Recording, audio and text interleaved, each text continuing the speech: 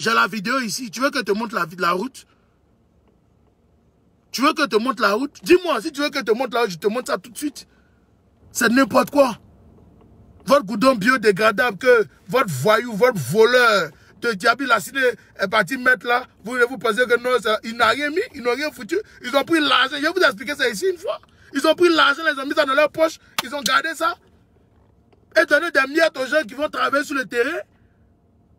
Ils sont obligés de faire avec les moyens de bord. Et c'est ce qui s'est passé.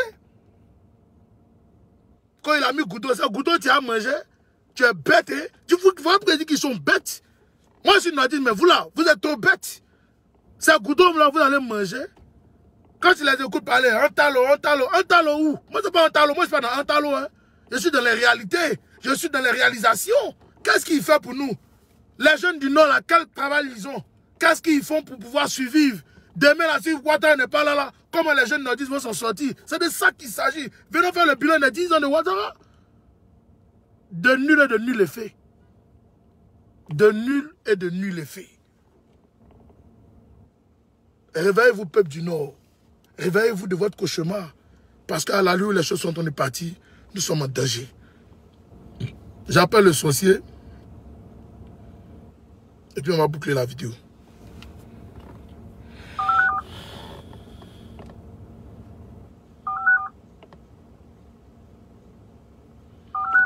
Aïe, il n'est pas connecté. Il est chaud même.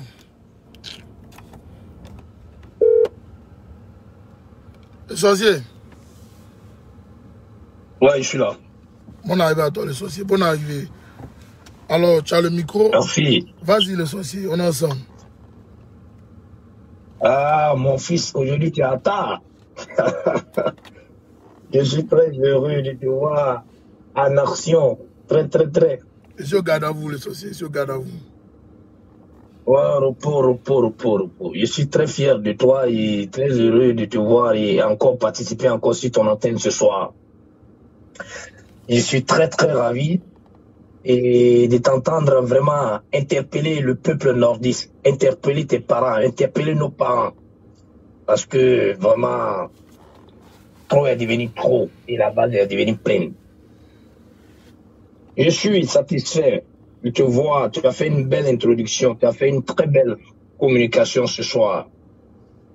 Je participe encore à ce direct-là pour donner certains détails au peuple de la Côte d'Ivoire et à l'opinion internationale.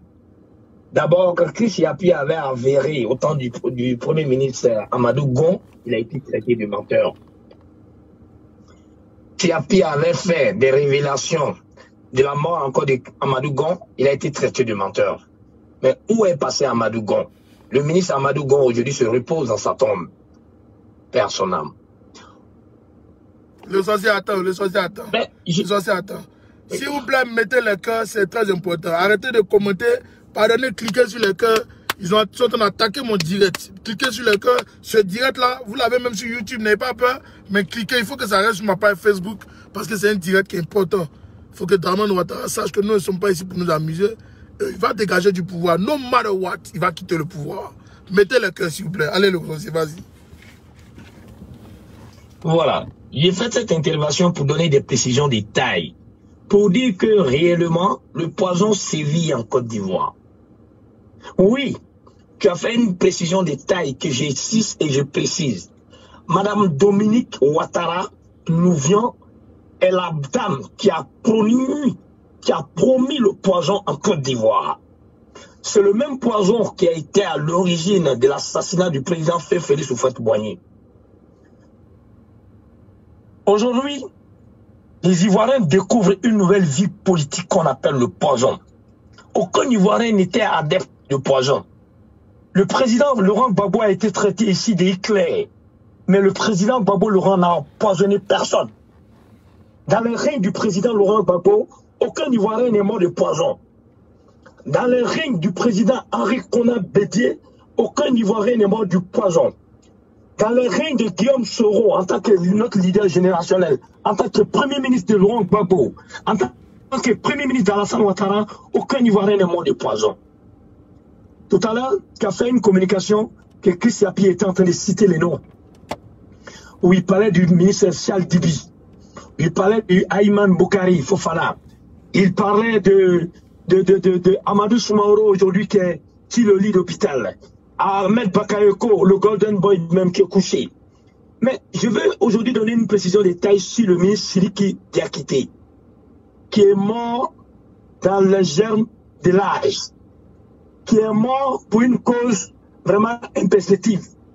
Mais la cause de l'assassinat de Sidiki Diakité est Ahmed Bakayoko et la première dame Dominique Ouattara.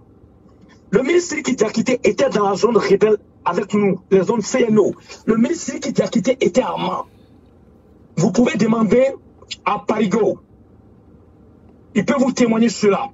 Je crois qu'il avait fait une publication sur sa page un moment où il avait mis une photo de lui et le colonel Loss avec Sidiki Diakité. Sidiki Diakité, quand il a connu, il a su qu'Alassane Ouattara et son gouvernement étaient dans le faux, il était le ministre du territoire qui était censé coordonner toutes les données des élections. Alors il était prêt pour démissionner et rejoindre le GPS. Vous vous rappelez que le président Ouattara avait dit dans son meeting à Yamoussoukro que tous ceux qui étaient du RHDP, qui étaient prêts à quitter le pouvoir pour aller ailleurs, allaient subir des rigueurs. Et c'est cette rigueur-là qui avait commencé par le ministre Sidiki Diakité. Et l'autre qui était à la manœuvre, Ahmed Bakayoko et la première dame. Le ministre est mort. L'homme qui était le témoin oculaire de cette mort était son aide de camp. Aujourd'hui, qui est dans un état critique, qui a été aussi empoisonné, actuellement où je vous parle, avec l'information que je te donne, se trouve à la clinique Farah. La Côte d'Ivoire est minée aujourd'hui par le poison. Le ministre Ahmed Bakayoko a été empoisonné au domicile du président Alassane Ouattara. J'ai été le premier à dire ça. J'ai dit que le ministre Ahmed Bakayoko a été invité dans le dernier dîner au domicile du président Ouattara. Et c'est Tine Bilaïman qui est passé à l'action pour empoisonner le ministre Ahmed Bakayoko. Ahmed Bakayoko savait que le poison circulait en Côte d'Ivoire. Personne d'autre ne pouvait empoisonner Ahmed Bakayoko.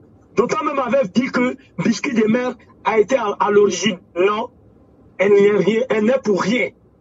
Le ministre Ahmed Bakayoko a été bel et bien empoisonné au domicile du président Alassane Ouattara. Et l'œuvre qui est passée, c'est son fils, Tene Bouraïma Ouattara, qui cherche coûte que coûte à prendre les règnes du pouvoir. Aujourd'hui, je suis déçu.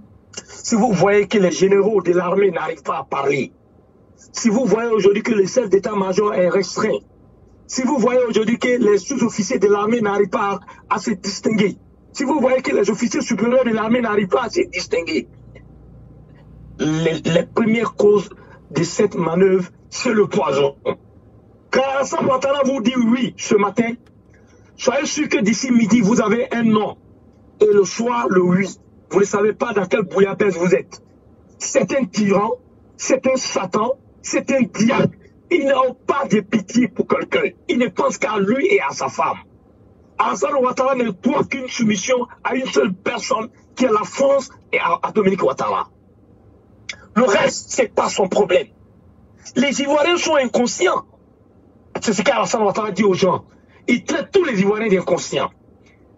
La preuve, Alassane Ouattara a vu que dans la désobéissance civile qui s'est passée en Côte d'Ivoire, la Côte d'Ivoire a perdu ses fils. La Côte d'Ivoire a perdu une centaine de personnes, près de 200 personnes, ou supposons 5 et quelques personnes.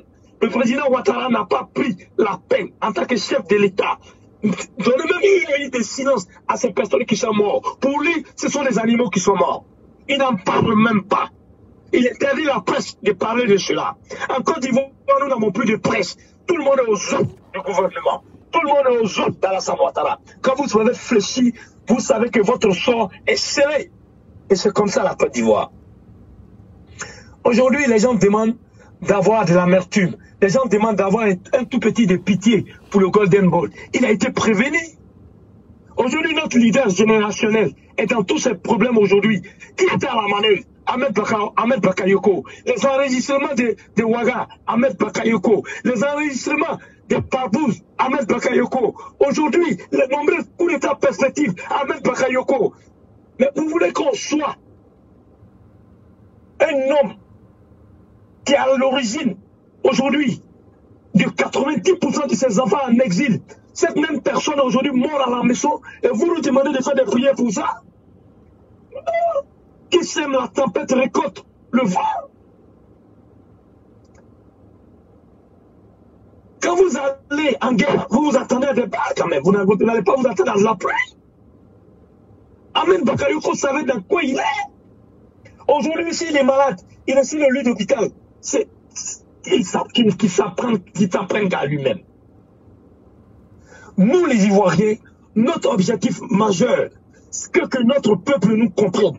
Et que le peuple soit uni. Pour qu'on puisse chasser ce monsieur, ce tyran, hors de notre pays. La Côte d'Ivoire aujourd'hui, les Ivoiriens sont envoûtés. Le maraboutage a atteint un summum. Les vaudous sont fertiles en Côte d'Ivoire. Les féticheurs sont partout en Côte d'Ivoire. Les sacrifices infinis. Alassane Ouattara et sa famille, ses soeurs, Kandia Kambara, comment on appelle madame la ministre, Marietou Kone, aujourd'hui, celle de madame la Bifdésert, sont tous à l'origine du sacrificateur. On parle de Awaza. Awaza ne parle que d'Ahmed Bakayoko. Il est petit dans cette histoire. Tene Bouraïma a déplacé des féticheurs. Il a déplacé des marabouts de la Guinée-Conakry, du Mali, du Burkina. Nous savons où ils sont logés à Abidjan. Nous avons des preuves. Dans les jours à venir, vous allez voir des révélations de Chris Yapi. Vous allez voir Chris Yapi avec M. Beta en train de parler des albinos qui ont été sacrifiés à Caen. Qu'est-ce que vous en dites? Ça aussi, c'est un mensonge. Vous allez vous atteler au fallacieux dit de l'homme qui a toujours menti, qui a toujours tourné la jeunesse ivoirienne. Charles Blé-Goudé, traité Chris Yapi de menteur. Chris Yapi n'a jamais menti. Tout ce que Chris Yapi a dit sur la Côte d'Ivoire, quiconque peut, il met quiconque au défi. Que quelqu'un vienne nous donner ici le contraire de ce que Chris Yapi a dit. Chris Yapi a dit qu'Alassane Ouattara était malade et qu'il avait des tumeurs à la gorge. On nous avait dit que c'est faux. Aujourd'hui, c'est révélé. Chris Yapi a dit qu'Ahmed Bakayoko perd des poids et qu'il est malade, qu'il a été empoisonné. Ils sont sortis d'en fait de communication. Mais si vous allez sur les réseaux sociaux, aujourd'hui, le ministre Albert Mabri vient de faire une communication en souhaitant les bonnes guérisons, les propres rétablissements au Premier ministre. Alors, France 24 communique sur la santé du Premier ministre. Ça aussi, c'est des mensonges. Qu'on arrête d'inféoder le peuple, qu'on arrête d'intimider le peuple, qu'on arrête de mentir sur le peuple. La RTI n'est même pas censée, n'est même pas capable d'informer son peuple. La Côte d'Ivoire est prise en otage. C'est de ça qu'on explique au peuple. C'est de ça qu'on explique à notre armée. La gendarmerie aujourd'hui est prise en otage par une personne, à Palo, Alexandre, avec le colonel Souma. Aujourd'hui, si vous n'êtes pas d'accord avec ces gens, automatiquement vous êtes aux arrêts. Le général de l'armée, le chef d'état-major Doumbia Lassina, n'a pas d'ordre aujourd'hui dans l'armée. Il fait le semblant, comme s'il tenait le bon bout. C'est archi fort. Tout le monde est aux arrêts. Peuple de Côte d'Ivoire, nous devons nous réveiller. Un seul individu arrive à pouvoir prendre en otage 25 millions d'habitants. Et vous ne savez pas que c'est pas simple. Le fétichisme a atteint son summum. Le maraboutage a atteint son summum.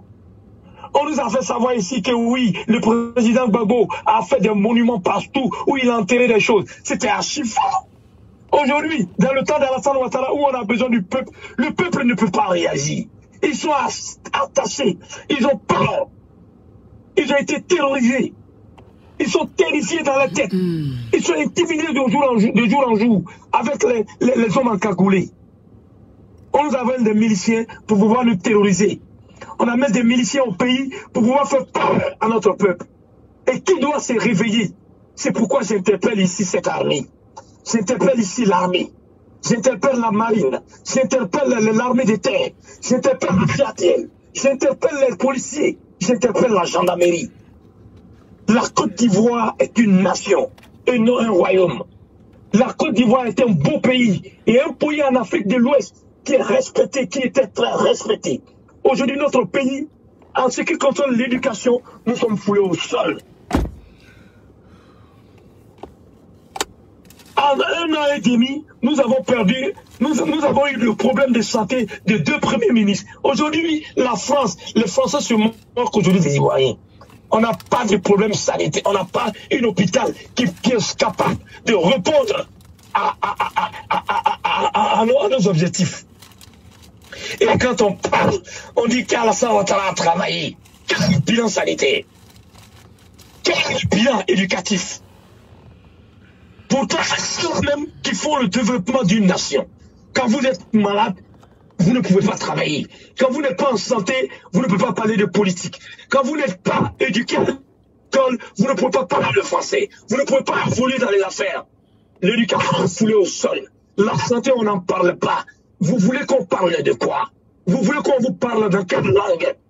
Nos parents sont, oui, analphabètes, mais quand on leur parle dans leur propre langue, ils nous trouvent des mots pour nous dire. Les doulas, réveillez-vous, nos parents doulas.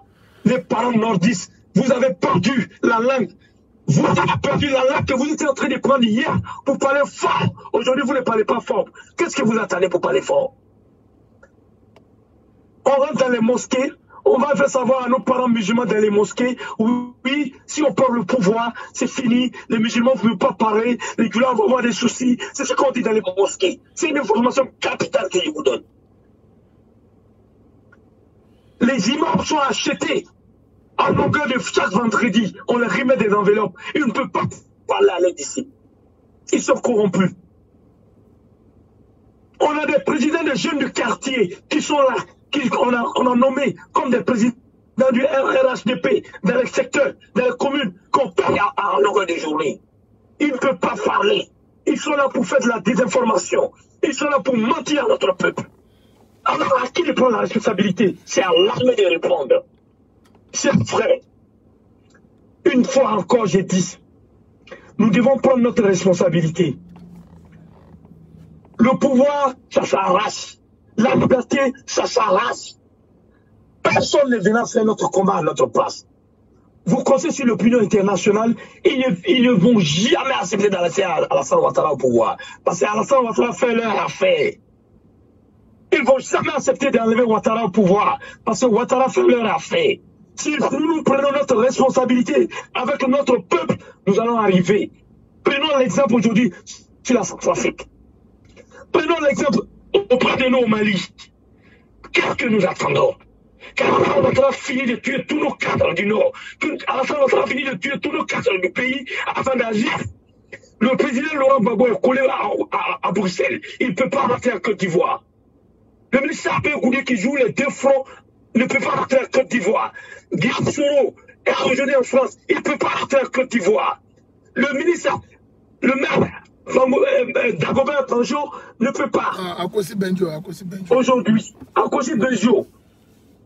Et vous êtes là d'attendre qui va venir faire notre lutte à notre place. Peuple de Côte d'Ivoire, nous devons nous réveiller. Le ministre Ahmed Bakayoko est malade. On nous annonce ici bientôt la mort du président de l'Assemblée nationale, Amadou Soumaoro, dit Amadou Cimetière. Vous attendez quoi? Si le président Laurent Gbagbo rentre en Côte d'Ivoire aujourd'hui, le président Ouattara va lui mettre dans une résidence surveillée.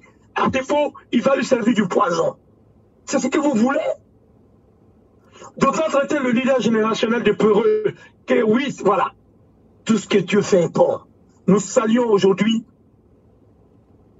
Dieu d'Abraham et d'Isaac, d'avoir sauvé notre leader générationnel de ce diable et de ce Satan.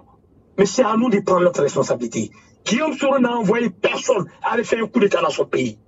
L'armée peut se réveiller, prendre ses responsabilités, faire un coup de force, déposer ce monsieur et dire à l'opinion internationale que nous n'avons pas besoin d'un président comme ça. Vous, jeunes, qui êtes en train de faire un travail colossal, un vrai travail sur les réseaux sociaux, moi je vous félicite.